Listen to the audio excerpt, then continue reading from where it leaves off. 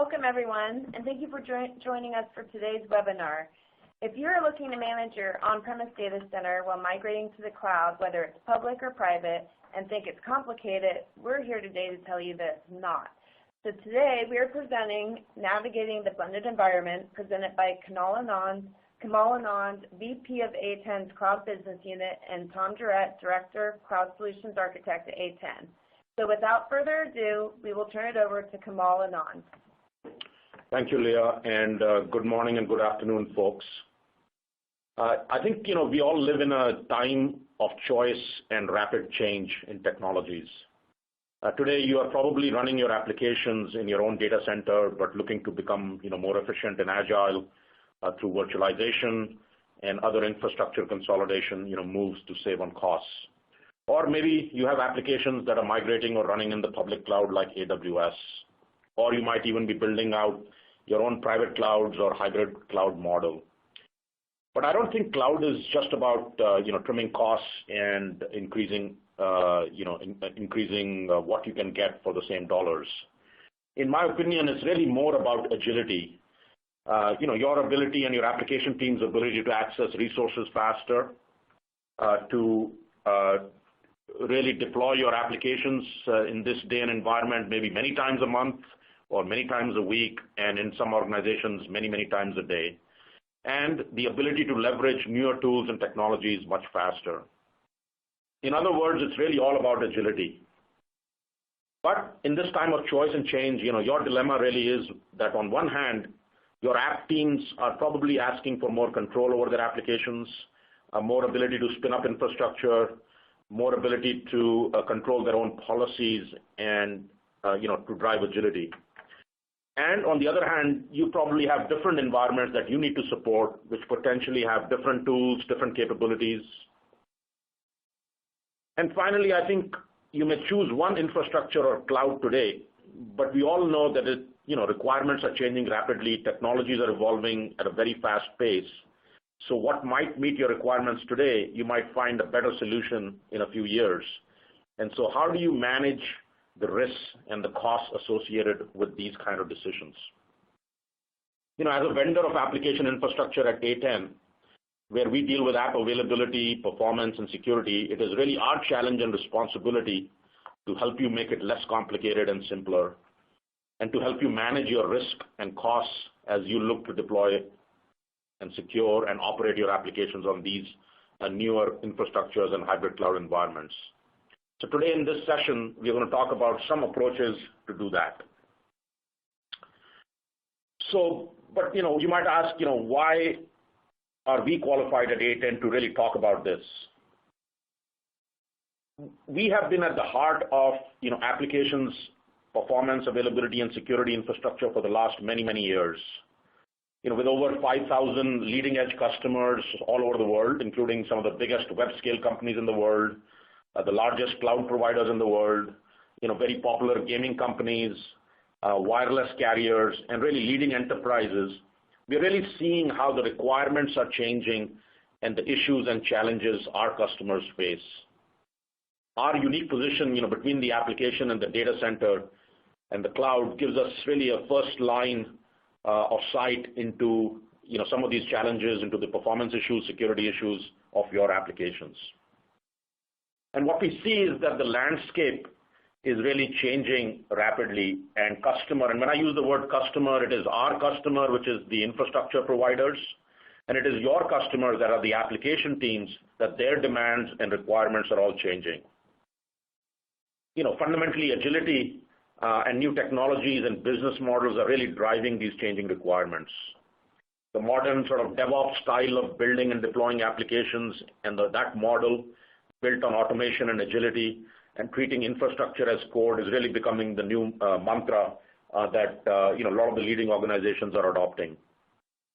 But while you plan for agility and speed, you also have to think about manageability. How do you detect attacks? How do you protect yourself from all the cyber threats while delivering an infrastructure that is agile and meets the needs of your audience? And we fundamentally believe that this pace of change will really continue to quicken and is becoming a fact of life. It is not a short-term phenomena, but really all the infrastructure providers and vendors like us continue to evolve technology, and that places even more challenges for you folks as you look forward. So digging down a little bit deeper into fundamentally the application ecosystem itself, if you look at the three aspects of applications, the development, deployment, and operations, all three aspects are undergoing change as you look at from an application perspective, from monolithic three-tier. Now you look at modern apps like Uber, Airbnb, Netflix, and others that are all built on microservices-based architectures, and that kind of thinking, philosophy, and architectures are now permeating the enterprise as well. And with the advent of container technology, that places a whole set of new benefits and challenges in the infrastructure space. From a deployment perspective, fundamentally, I think self-service and automation is quite important, and that is why data centers are evolving to become either private clouds and self-service infrastructure, or applications are moving to public clouds. But we fundamentally see hybrid as a big use case of a lot of enterprise customers. And then finally, I think on the operations side, what we see is that earlier a lot of the types of technology we've built and deployed in the application infrastructure space was really controlled and operated by the IT operations teams. But more and more the application teams, the line of businesses, the business owners, and DevOps type of processes are really creating more influence around what is needed and how they want to consume these kind of technologies in a self-service and agile fashion. So I think that change is happening, and we are all embracing the change. And from my perspective, it's sort of a one-way train. The real question is, how fast is that train going in your organization, and when do you want to get on it, and how quickly you want to adopt some of these things. But I think there's sort of no real looking back here. So again, I don't want to bore you with too many of the marketing type of slides and get to some meat of the technical discussion. But really, I think as I mentioned, the train is sort of one way. The whole model towards moving to the cloud, whether it's public and private, is accelerating globally. It's not a phenomena that is just in one particular part of the region and one particular part of the world. But I think what is important to recognize is it's not just about moving to the cloud. We fundamentally believe that there's going to be a majority of the enterprises are going to have a hybrid or a multi-cloud model, where some of your applications may be optimized for one particular environment and others may be another, maybe more suited for another. Or even the same application you might want to run in different kinds of infrastructure, maybe excess capacity in the public cloud and core capacity in your private, etc. So all these possibilities now, all these options are now possibilities given access to these different technologies and different cloud providers. But various surveys obviously have shown that hybrid cloud and multi-cloud is really the mode moving forward. There are going to be very few companies that might be outliers and say, I'll be all public like AWS and Azure, or I'll be all private and just build my own data centers. And when we look at kind of from the IT manager's perspective, or the IT folks, and this is a survey that was done at the data center conference in Gartner last year, it's very clear that it's not just about technology, but our roles are changing. The same personnel, the same team that used to manage data centers and virtualized data centers are now being asked and tasked to deploy in the public cloud, manage that, etc. So really, the same people, the same processes have to work across those environments. And we really recognize that trend. And to address that trend, we as vendors, we made some significant investments in technology and architecture so that we can address these emerging and growing requirements and make your job a little simpler as you have to manage this kind of infrastructure across different underlying deployment models, whether it's public, private cloud. And we also want to help you manage that risk. As I mentioned, right, you might adopt one architecture today, but in a year and a half or 2 years, your app teams and your requirements might change, or the underlying infrastructure may evolve faster in a different way, and you might have to adopt a different cloud. And so how do you manage that risk? How do you leverage and efficiently utilize that infrastructure? So that really is the challenge that we embarked on, and fundamentally looked at that problem and said, what can we do in that area?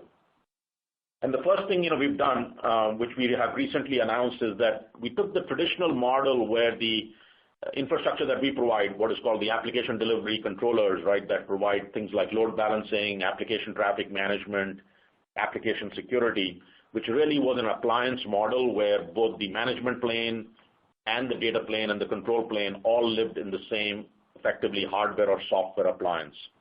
And that worked very well and still does for a lot of application use cases.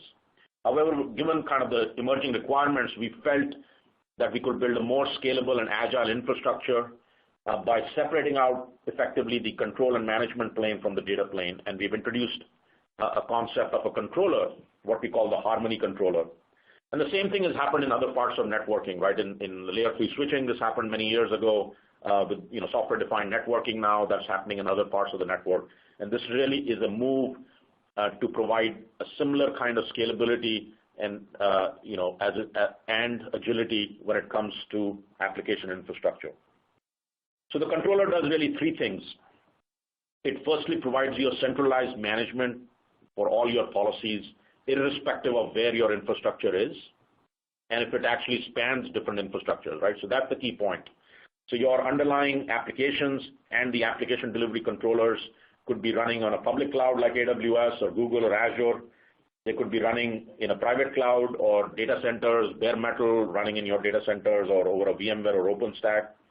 Or you might even be adopting containers and running your applications and infrastructure over Docker and things like that, right? So there are a lot of choices available for where you run applications and where you run, our technology like ADCs.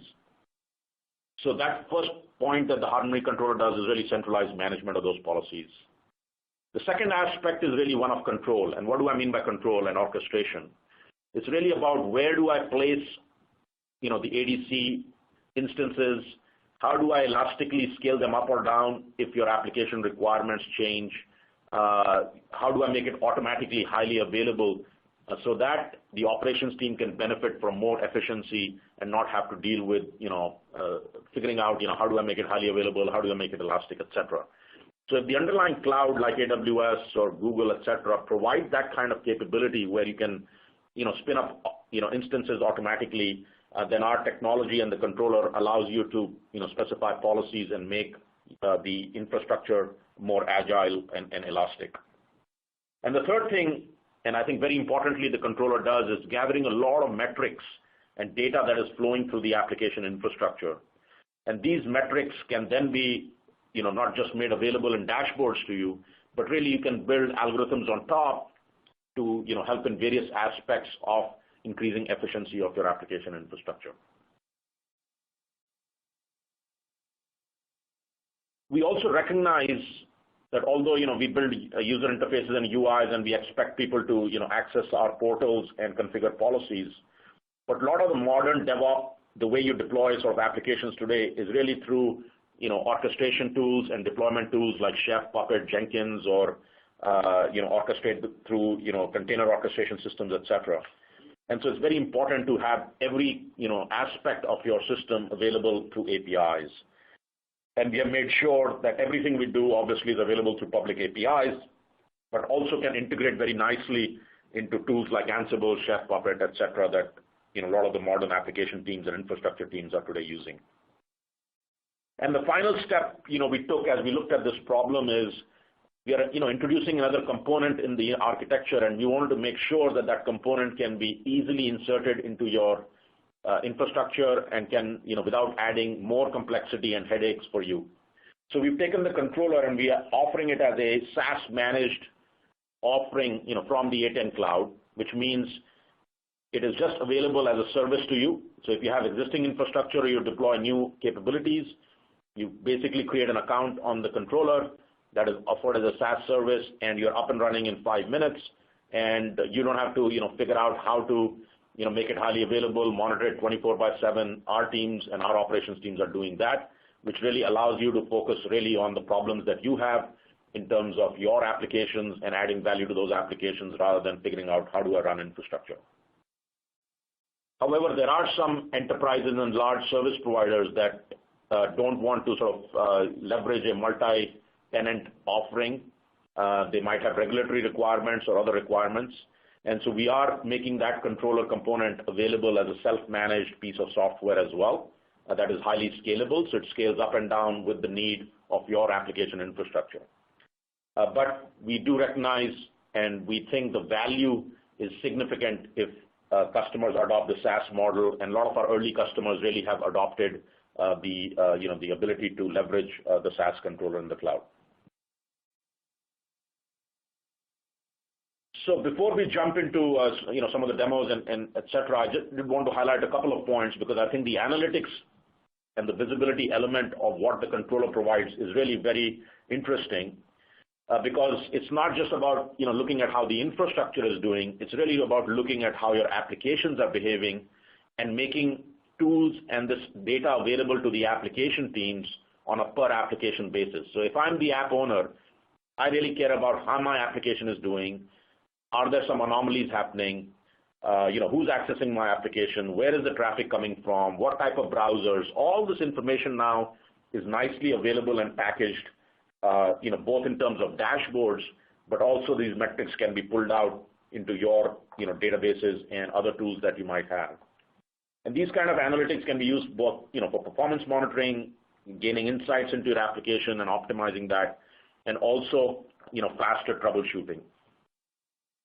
So, to really re-emphasize that point, because this is an area of investment that we are making at A10 very, significantly, as I mentioned, not just to gather the metrics and show you pretty dashboards, but really how can we use that data to make your jobs and your life easier? With automated, tools. For instance, if you suddenly, the infrastructure realizes maybe a set of your users, let's say the New York users are seeing higher latency than the rest of your users. How can I get automatically alerted? How can I become more proactive and predictive in my operations? If something is going wrong, how do I do faster troubleshooting, right? So the ability to go in that context with a couple of clicks and get to the right piece of information relevant to that particular, trouble ticket and set of users, we want to make that much easier to access and faster. And then really, can we learn about the application? Can we learn about the behavior of your clients to detect anomalies? As I mentioned, might be performance anomalies a set of users are having. Maybe it's security anomalies where a client is behaving differently than the other set of clients, and I can, maybe alert or block that client depending on the policy that you have.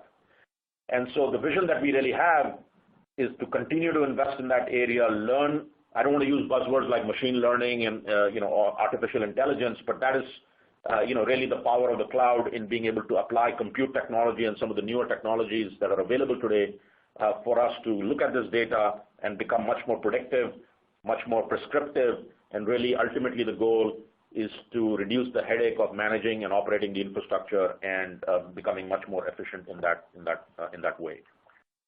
So that's really the power of the Harmony controller, is to give you centralized management across any cloud infrastructure, cloud or actually data center, so any kind of infrastructure that you have. It is to give you simpler ways to orchestrate and scale up the infrastructure as it relates to the application services that we deliver. And it is about providing you analytics and visibility into your application traffic that helps you do your job, better and faster. The last point I wanted to make is that we also recognize that when it comes to the ADC itself, the application delivery controller, which historically, as I mentioned, was really targeted at the traditional applications in the traditional data centers, we did recognize that in the cloud world, especially with microservices and containers, you really have to think about what capabilities are needed. Can I make it lightweight and really be provisioned very easily as part of the app infrastructure? So we've introduced a new ADC as well. Our traditional product line is called Thunder, which is targeted at mainstream applications in your data centers and 3-tier applications in public cloud as well. But as you look at modern applications like microservices, containers, we built an ADC which we call Lightning ADC, playing on the Thunder and Lightning sort of naming convention, which really is purpose-built for applications running in a microservices architecture and container-based deployment models, etc. And it is also focused on improving the DevOps use cases, and I think Tom will show you some of those things where if you're doing things like canary deployment or blue-green deployment, you are able to do that in a much more efficient fashion and automated fashion. So that's really been our goal, with introducing a new, lighter weight, more agile, ADC itself that we call Lightning. And to give you an example of, one of the, customers that we had, use cases. Slide is not really showing up, I guess, on my screen. Hopefully you can see it, right? So this is a large financial services company that had a traditional data center, VMware based, and they made a strategic decision to start initially migrating their applications, maybe having a DR site on the public cloud, with the intent that over the next year and a half to 2 years, they would effectively cap their investment on the traditional data center and do all the growth and migration of their of their applications to the public cloud. They will continue to have some apps on their data center, but more and more the apps are going to run on public cloud. And in this case, it was Microsoft Azure. And what they again liked about kind of our solution really was this ability to do with a centralized controller, the ability to manage their infrastructure across these different clouds. As they especially migrate, so they could train their teams with one set of tools, one capabilities, irrespective of where their applications might be running. They also like the fact that on the public cloud side, we were able to do more cloud nativity, elastic scaling, and although their applications today are really delivered in a more traditional 3-tier application, they did recognize that over time they will be doing more container-based deployments and container-based applications. So partnering with a company and an infrastructure that is already moving in that direction aggressively seemed like a good partnership to them. And then finally, with the controller, what they were able to do was to have the central IT team be the provider of services to their application teams. But our controller has a hierarchical tenancy model, and so they were able to delegate that authority to their application teams. And so the app teams could then spin up the infrastructure themselves, could get visibility into their applications, control their own policies, and be much more agile, while the central IT team still maintained control, maintained visibility across that entire infrastructure, and maybe impose some compliance policies that apply to all the different tenants. So it really was the best of both worlds for them, where they could get control and visibility, but really drive agility in their organization by delegating that application policies and management to their end users, which were really their application teams and business unit owners. So hopefully you got a sense for that at A10. We are really trying to understand kind of what are the challenges our customers are facing, given our unique position in the infrastructure and the type of customers we have, which are kind of leading the industry in this area, and can we then continue to invest and continue to deliver capabilities that our customers can use to become much more efficient, especially in this time where there are many choices and rapidly changing technology. So can we give them a common infrastructure that works across all the different deployment models underlying, whether that's bare metal data centers, virtualized data centers, public clouds, or private clouds? And so that is really the goal at A10. And with that, I will hand it over to Tom to give you a demo of some of these capabilities in a simple fashion. We obviously don't have time to go into a lot of detail here today, but we want to give you a flavor of what is possible and how easy it is as you look at this solution. So Tom? Thanks, Kamal. So let me go over a little bit of the topology of the demo. So what we have here is the central controller. As Kamal explained, it's separate from the data plane. And I have two separate clouds. It's AWS and Azure, where I've deployed a WordPress application.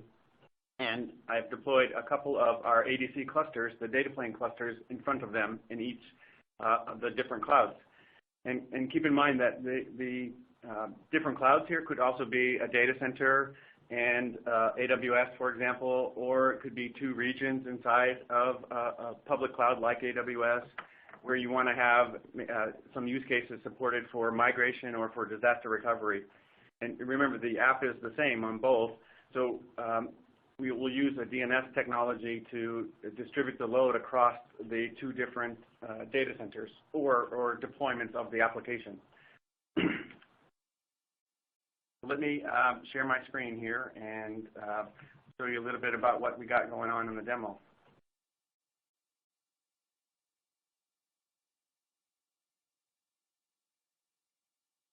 So hopefully you're able to see that now.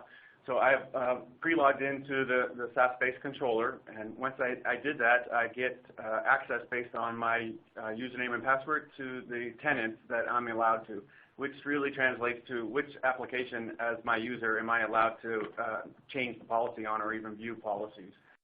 So first thing I clicked on was add an application. So you can see there's 6 things here that I have to enter. I need to give the application a local name. So this one is WordPress, so I'll remember what I have deployed for this application. And then I put in the DNS name that clients would use to access that application. So it's what the users would type in their browser. We have 2 different levels of the product. One includes WAF, and that's the Pro version. And then I specify where the app servers are hosted. So in this case, I put AWS. And then because of that, I'll put the credentials in.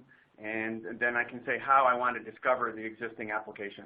So in this case, the application was existing in AWS, and it was front-ended by an ELB.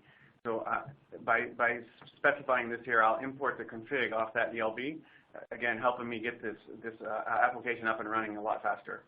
And then I just select which of the clusters I want to use to front-end this application. This one says AWS Azure, and I named it that way because I have the cluster deployed in both of those clouds. So simply click Save here after entering these few things, and the application will be ready for you to do any further configurations. You can view how it's set up here under the configuration. So here, the domain name that I entered is here. So that's the domain that will be directed to this application from the clients. You can see the cluster I'm using, and that I've selected the Pro version, and the application name is WordPress.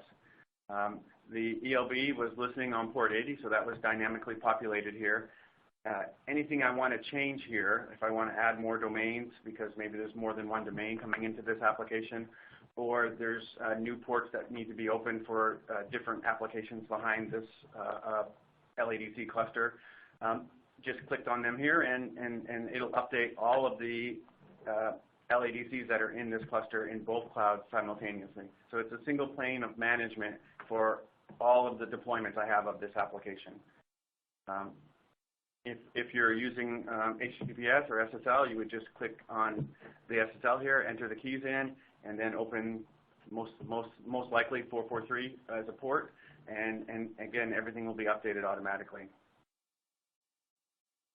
So that's how I get traffic into my application, and again, it literally takes only a few minutes to get this up and running that way for traffic to be coming in through the Lightning ADC product.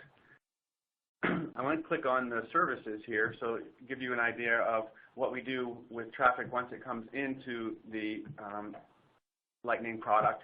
I've set up a few different services here. The first one is non-US. We do geolocation based on the source clients as one of the policies that we can have for filtering out traffic or dividing out traffic into different services. And then I have US traffic, and you can see there's a blue and a green here, and I'll go into what that means in a minute. And then default, so it's sort of what happens if I don't have a filtering set for what would I do with that traffic. So to start with the non-US, I just specified a country, and I'll specify the servers that will go to that set of traffic as it comes in. And then I can apply a policy. We do lots of different things with our policy, including Web Application Firewall, which I'll show you the config a little bit later. And then for the blue and green, basically this is a way for us to automatically and transparently to the source client divide traffic into 2 different services. And it's typically used for, I have an existing service and maybe I've upgraded one of the servers, and I want to very granularly control when the users or clients go to that new service, which in this case is the green service. So I set up a policy that says 20% of the traffic goes to green. So I want to just ease it into the production to make sure I don't have any problems with doing that. Of course, I can easily edit that. Maybe as time goes by, I feel more comfortable because I'm not getting any errors or users complaining, and I can change that percentage. So I would just come in here and maybe change it to 30%, and then try that for a few weeks, etc. So this is a very easy way of testing a new version of my application. Maybe just a new version of the app, or maybe it's a fix, and I want to make sure I didn't introduce more issues. So I can do that. We have 3 different ways to do it. The first is a percentage-based split, like you see here. I can also simply just mirror traffic to the green server. That means the blue servers will handle all of the transactions, but I'll expose the green server with the traffic, see how it responds, maybe with CPU or latency, etc. And then I can also get very granular with how I do sending traffic to the green servers by filtering on anything in the HTTP header. That includes a URL path, a port, a method, a specific parameter in the HTTP header where I can query on it, basically anything in the HTTP header, or I can do a country or a network-based filter. Yeah, a lot of the, Tom, a lot of the customers that we have really love this feature, especially the developers and DevOps audience, because they're able to roll out functionality in a sort of gradual fashion to particular regions of the world, and then migrate other guys, or they might support some browser initially more natively in the new release, and some browser may be coming later. So it gives you a lot of flexibility in how you roll out applications, this is one of those things where I said our infrastructure is not just designed to do the standard stuff around load balancing and traffic management, but really thinking about the type of processes and capabilities that today's audience and app teams require, and can we make those processes more efficient. And frankly, a lot of these things are possible by manually doing stuff, manually spinning up multiple ELBs in AWS, etc. But it's really about how do I integrate into your CI/CD process. So if you're deploying code with Jenkins, can I do an automated API call and start migrating traffic to these to the new instances? And if something goes wrong, can I roll back very easily? Right? These things become sort of differentiators for us, but more importantly, provide value to you as you look at moving forward in your infrastructure. Yeah, thanks, Kamal. So let me also show a bit about what we do with security here. So kind of 2 parts of the security, and the first is an application DDoS protection, where attackers are maybe trying to hog resources on your app servers by using up a bunch of connections and basic resources on the app servers. So we have a surge protection ability where I can set the time and duration of connections being initiated to my app servers. And here, just simply tuning this to what the app servers can handle will mitigate some of those types of attacks, as well as session tracking. So if a single source client is trying to send a lot of connections, here I can do some rate limiting and limit that on maximum concurrent sessions, session create rate, etc. Again, let me fine-tune the way that traffic comes into my app servers to add protection against application layer DDoS attacks. And we also have a web application firewall, and you can see here it's very simple to set up. I can look for simple types of the OSWAP top 10 attacks around cross-site scripting and SQL injection. We just select them here and say save, click on save.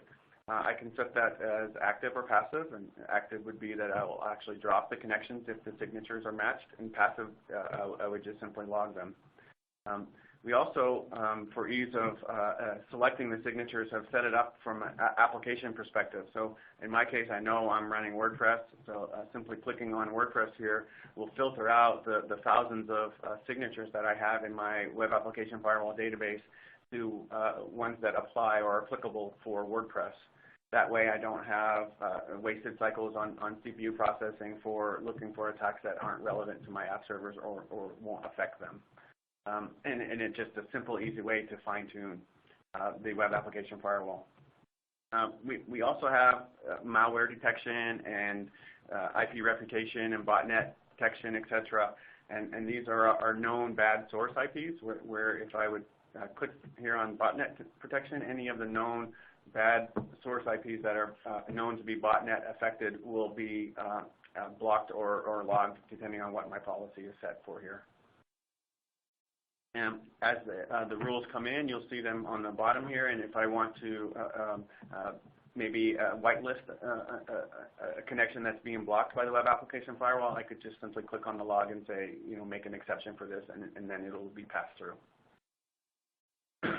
Lastly, on this page, there is return custom content, and that is to help, from a security perspective, it's to help fingerprinting, preventing the fingerprinting of app servers by the bad guys, the attackers. Sometimes you can send a specific type of traffic or type of connection, and then the server will respond giving out information of what it's running, versions of software, etc. Here I can change the response that the client gets when they send this type of traffic. For example, if you don't want your clients to see 404s, you can change that and maybe redirect it to a URL or a page that says, hey, my server's down, or restricted access, etc. So it lets you hide the response that your typical app servers would give. Hey, Tom, if I could interject, just share a couple of other points here. One is that, as you all probably recognize, that in the public cloud especially, like AWS and Azure, the application security is really a shared responsibility. The infrastructure folks, the cloud providers, do not take full responsibility. They do provide network level security, but really the app security is the responsibility of the app team itself. And so that's why it's important. In the traditional data center, you might have a perimeter, and you might have deployed firewalls and WAF, firewalls and other security devices. But as your apps move to the cloud, you have to think about how do you extend and how do you provide that kind of security in the cloud space, public cloud space. If your app teams might be going there and using just basic stuff in the public cloud while exposing their applications to attacks and compromising your data. So you really have to think about that. And so we also thought about that problem, because what we found some of our customers challenged with is that if security is complex to deploy and manage and create rules yourself, then yes, your products may have the security features, but your teams may not actually be turning them on, because it makes it very complex to sort of figure out what to do and deploy. So we've taken a big effort to try to simplify that. So as Tom showed you, as an example, if you have a WordPress application, you don't have to think about what 620 rules do I need to configure in my firewall and WAF. It's one button. You click it, all the right rules get provisioned, and we not only keep the rules provisioned, we keep them updated if new attacks and new rules are needed. So I think that makes that life easier.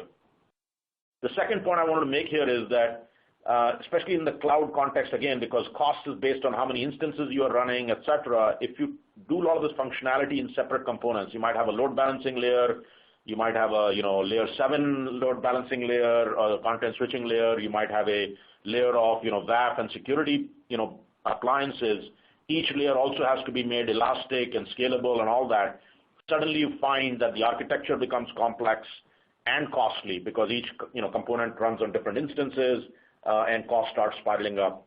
So that's why we took an approach of making sure it is simple to operate, and we have integrated services built in. If you require, it's a matter of just turning those on using either APIs or the UI that Tom just showed you. So that's the philosophy that we want to continue to invest in, to really make our services much easier to consume by our audience and you folks. So with that, I'll hand it back to you, Tom. Let me go into the analytics a bit here. So you can see this is live traffic coming into my application. This is a basic aggregate analytics. So this is an overview of high level how the traffic is coming in. It's all based on time. I have 24 hours selected here. Anything that I click on will dynamically update all of the charts. Any of the charts that I want to see a closer look at, I can simply just click on and they'll pop out. And then again, this is based on 24 hours, so you can see that this is set up for all the different services I have. And it'll tell me the app server latency on each service. So I can compare app servers across services from a latency perspective. I can view if I'm getting some response codes or not, and whether I have what percentage of traffic I have that's SSL. So you saw in the beginning I didn't have SSL enabled, so this is all clear text. But if I had some SSL here, it would show me the differences here. And then I can go into per request analytics, which gives me a deeper view into that, and it will show me things like which URLs are being hit, which domains or services are being used, Maybe there's some that are not behaving as good as others. I can get a view of that, as well as a geo-distribution of clients coming in, and even the popular source clients that are coming in, so I can see who's accessing the applications more. Here on the top, you've seen I have this response time, and this is the average response time for this application. And to get a breakdown of that, I can view the actual latency between the client and the LADC, or ADC proxy, and from the proxy into the server and back. So you can see I get a breakdown of the time at each of these hops. It's very, very useful for me debugging a latency problem, because sometimes you don't know where that is. And here I can get very high-level details of that based on breaking the time out per each, and getting a graph of it as well. So I can zoom in on the graph and see the end-to-end response time, the app response time, any of the items I click on here, they'll be either added or removed to the graph dynamically, depending on what I want to focus on. And I also have per request analytics here as well, which takes me into what were the response codes for that particular set of time for this application, what were the clients, where were they going, maybe a geo distribution, an app server breakdown. This one happens to have only one app server, but if there were multiple, I could compare the app servers. The same with getting a breakdown of different clients. And see, in this case, 50% of the latency is coming from this, and then 25 from the others. So maybe there's more latency from a particular location where a client's coming in from, etc. I can easily troubleshoot that. But suppose I wanted to get a closer view of this, a simple click on this will filter the logs out from that item that I clicked on. So now I have where the logs for that item in the chart. So again, with only a few clicks, I'm drilling straight down into where the latency problem is. So very, very useful for debugging that kind of a problem.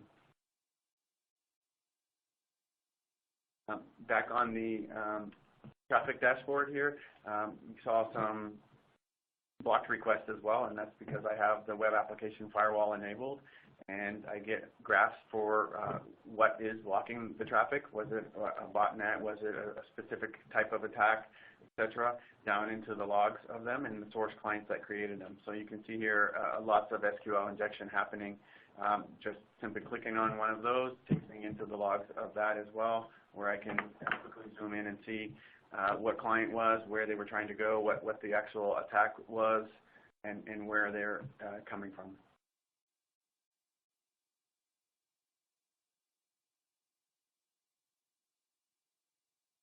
Okay. One other thing I'll show here is you saw that we can separate traffic in a service for the blue-green. I can also get analytics on that. You can see it graphs out the average CPU between the two servers that I had, so the blue and the green group of servers, service errors, and latency. So in this case, you can see based on some time here that the blue is maybe having more latency than the green. It gives you a good reference point of what happened with the different servers and what's happening to the traffic going to them, so you can debug if you added a problem or maybe fixed an existing problem.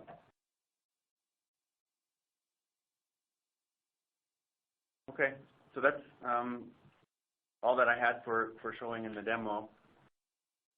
Thanks, Tom. The idea here was to give you a quick flavor of the kinds of things that are possible, also demonstrate the simplicity of configuring policies across applications that are running in multiple clouds and being able to manage that centrally from the Harmony controller. We do have a free trial available as well for people to experience this for themselves, especially in the public cloud arena as well. Again, you can request a free trial from our website, and we'd be happy to support you and walk you through in more detail. With that, I think we wanted to go to Leah to the Q&A session. I see there are some questions have come out. Yes, thank you, Kamal and Tom. So we definitely want to hear from you on the webinar, and we're going to go ahead and take some time for some questions now. Just remember to be sure and type your questions into the chat window. One of our first questions is, what ratio of customers are running monolithic three-tier apps in AWS and Azure? And do you see a ratio difference between the two clouds?